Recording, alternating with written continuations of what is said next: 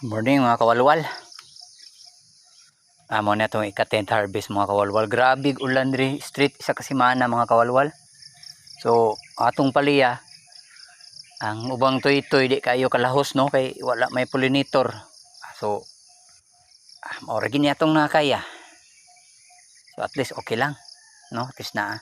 Ug naa na po dito talong no, nagsugod atag selection sa atong talong. Mo na atong talong. Sugod siya bunga-bunga. So natin tayo makuha.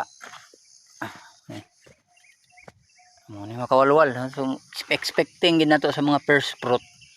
Di juga kayo siya ingon nga quality no. Mapili lang ang tulid kayo. Siyempre kay wala man ta magtagak og kuan bunga. Wala na to ginatagak tong una niyang bunga kay bisita sa atong paliya no. Andi nag-open tag dako kayo nga area mga kawalwal no. Tanom tag 1,500 plus ka puno paliya.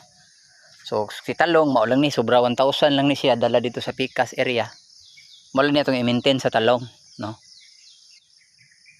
Ay nani at least na no. Hindi pa ta mag-expect nga kuan. Importante nga ang ato ang kuan ma-maintain na to.